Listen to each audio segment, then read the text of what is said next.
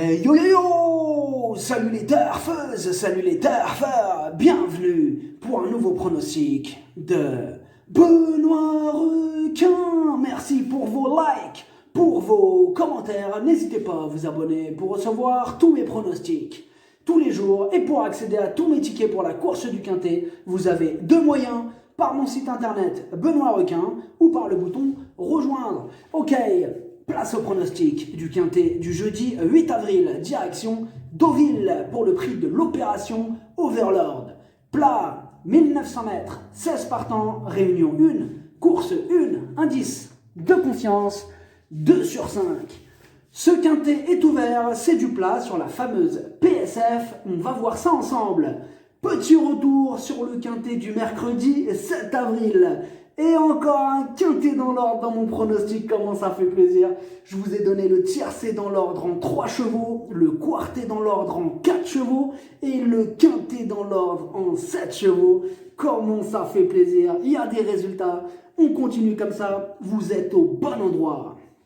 Pour les membres de mon site internet Benoît Requin et les membres YoYo Total VIP, on a explosé les compteurs ce mercredi. On a 5 tickets Quintet Ordre qui sont passés, soit 6 945 € de gain, plus 4 tickets Tiercé Ordre, 116 €, plus 2 tickets Quartet Ordre, 92 €. Au total, ce mercredi, il monte à 7 153 € de gain en une seule journée. On a tout explosé. Ça fait trop plaisir. Ce mois d'avril, il monte à 8 498 € de gain. Et la cerise sur le gâteau, ça y est, on a atteint les 100 000 € de gain, les amis. Oh là là, mais on les a même dépassés. On les a dépassés depuis le mois d'octobre. On a atteint la somme hallucinante de 101 751 € de gain.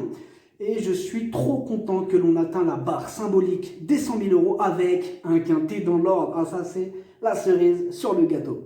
Ça fait trop plaisir. Ah oui, et je tenais à remercier tout particulièrement les membres de mon site internet Benoît Requin pour vos photos. Comme souvent, les jours de Quintet Ordre, comme aujourd'hui, vous avez été nombreux à m'envoyer les photos de vos tickets gagnants Quintet dans l'ordre.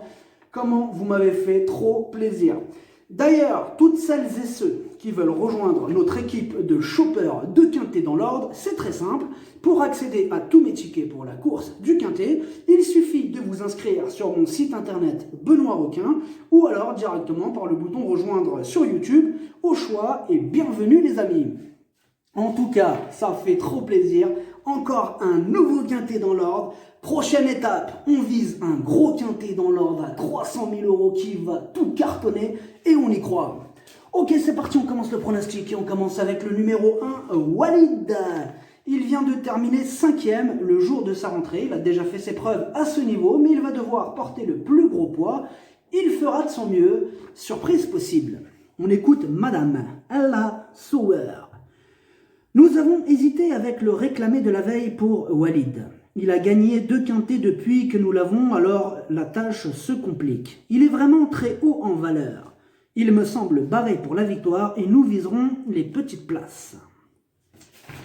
Le numéro 2, Count Rostov. Il est dans une forme olympique. Il a remporté ses 2 dernières courses. Il se retrouve avec une pénalité pondérale de 5,5 kg, mais ses limites sont inconnues. Là, il est carrément piloté par Pierre-Charles Boudot, qui lui aussi il est dans une forme euphorique.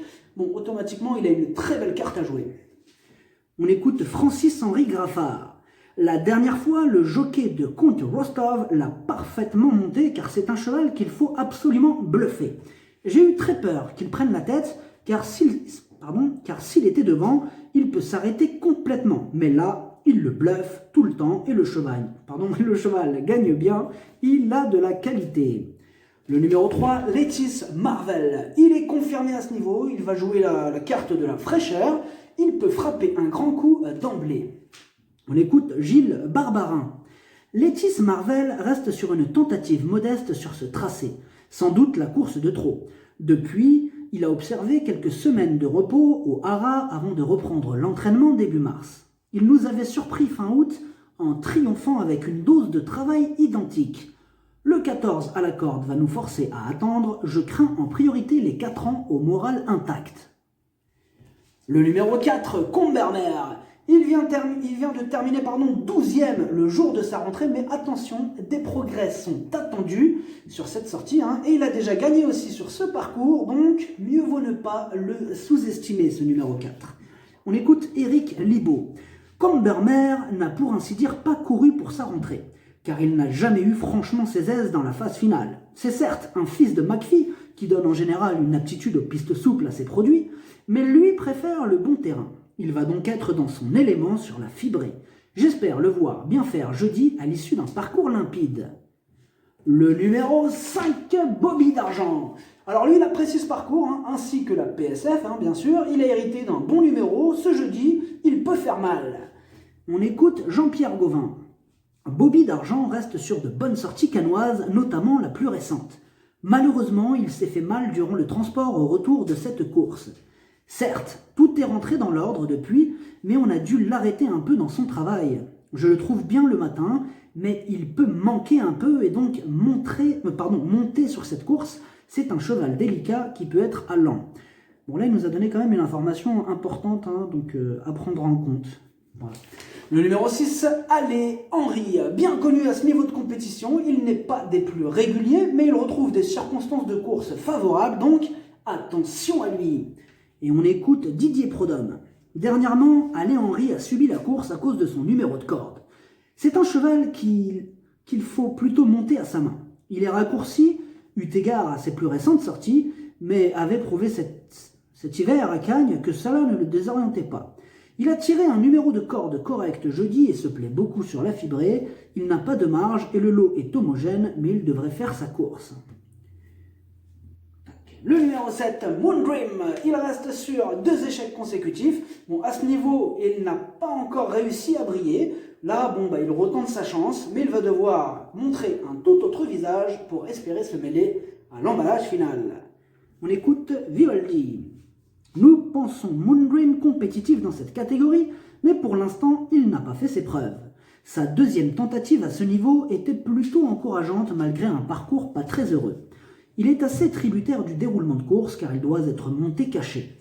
Nous n'avons pas le choix des engagements avec lui, raison pour laquelle nous insistons dans ce style de course. Le numéro 8, Kill It. Il a terminé 8e du quintet du 16 mars, mais il apprécie quand même ce parcours. Alors c'est l'un de mes casseurs de tickets repérés et c'est donc une possibilité dans ce quintet ouvert. On écoute Jean-Pierre Gauvin. Kill It se présentait de façon un peu rapprochée la dernière fois et a eu cette fois plus de temps de récupération entre ces deux courses. Dernièrement, il ne démérite pas du tout car il s'est retrouvé enveloppé un peu loin des premiers et a subi la course. Il a fait très bien Deauville, sa marge au poids est mince mais avec un bon parcours, je le vois dans les 5. Le numéro 9, Marrakech Express. Il est confirmé à ce niveau, il vient de terminer 8e le jour de sa rentrée et cette course a dû lui faire le plus grand bien, il y a de la revanche dans l'air. On écoute Igor Andelslav. Marrakech Express est dans un bel état de forme. Il retrouve une surface à sa convenance, est bien placé à la corde et est associé à Stéphane Pasquier qui a de la réussite dans ce genre d'épreuve. Il a bien travaillé en vue de ce quintet et il devrait bien se comporter. Le numéro 10, King Cobra. Ses performances sont en demi-teinte depuis que sa situation sur l'échelle des valeurs s'est dégradée et sans en faire une totale impossibilité, il y a d'autres chevaux qui nous apportent de plus solides garanties. On écoute Christophe Lotou. King Cobra vient d'effectuer une rentrée correcte à Nantes sur une piste qu'on aurait préféré plus souple. Cet engagement vient un peu vite dans son programme et j'ai attendu le dernier moment avant de l'aligner au départ afin de m'assurer de sa récupération. Je le préfère sur un gazon souple, mais il a aussi déjà bien fait sur les 1900 mètres de la PSF d'Auvillaise. Le numéro 11, Kira. Elle a échoué pour son essai au niveau qui nous intéresse, mais en revanche, elle retrouve la PSF qu'elle apprécie. À l'issue d'un bon parcours, elle va tenter de jouer les troubles fêtes. On n'a pas les commentaires pour le 11, les commentaires de l'entraîneur. Le numéro 12, Revamp, il enchaîne les échecs au niveau quintet. En 3 essais sur ce parcours, il a donc essuyé 3 échecs. Mais c'est du plat et l'on sait que dans cette discipline, tout est possible, mais pour ma part, je ne l'ai pas retenu. On écoute Georgios Alampinensis. Revamp est un concurrent régulier et confirmé sur la fibrée. Il reste sur un succès. Sa valeur s'en ressent et il monte de catégorie jeudi. Maintenant, je profite de sa forme avant de lui accorder un break. On espère un bon numéro de corde, à l'issue d'un bon parcours, on espère le voir conclure parmi les 5 premiers. Le numéro 13, By the Way, il est confirmé à ce niveau. Bon, certes, il reste sur 3 échecs consécutifs, mais attention, il ne sera pas malheureux toute sa vie, il va tenter de remettre les pendules à l'heure. Pour le 13 aussi, on n'a pas les commentaires de l'entraîneur. Le numéro 14, Kingstone, il reste sur 4 échecs consécutifs et pour le coup, on a surtout besoin qu'il nous rassure. Pareil pour le 14, on n'a pas les commentaires de l'entraîneur. Le numéro 15, It's All Dream. Ces 3 dernières sorties sont excellentes. Il avait été battu par Kour Rostov, là, le numéro 2, qui vient d'être pénalisé sévèrement au poids. Alors, cela peut suffire pour qu'il puisse prendre une belle revanche sur son rival. C'est mon préféré. Et on écoute Andrew Holinsheld. It's All Dream a vraiment très bien couru dernièrement et toujours aussi bien. Kunt Rostov, qui l'a précédé dernièrement, a été pénalisé de 5,5 kg et cela peut être nous... Bon, c'est écrit bizarrement. Et cela, on va dire qu'il a dit... Bon, attendez, je vous le dis, c'est pas grave. Et cela peut nous permettre de le battre cette fois, voilà.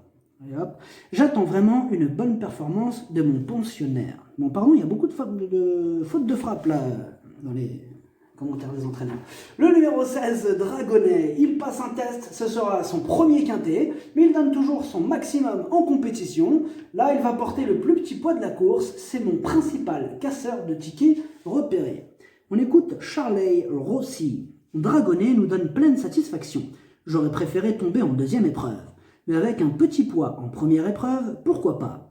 En dernier lieu, à Marseille-Vivo, il courait mieux que ne l'indique le résultat, car il s'est retrouvé bloqué derrière un rideau de chevaux. Le pronostic, ça donne 15, 2, 9, 3, 13, 5, 6, 4, cheval de complément le 16, si jamais un autre nom partant, et ça peut arriver, le 8. Merci d'avoir suivi cette vidéo, n'hésitez pas à vous abonner pour recevoir tous mes pronostics tous les jours, et pour accéder à tous mes tickets pour la course du quintet, vous pouvez passer par mon site internet Benoît Requin ou par le bouton rejoindre sur le niveau Yo-Yo Total VIP, à jouer avec modération. Bonne chance, chopez-le moi, ciao.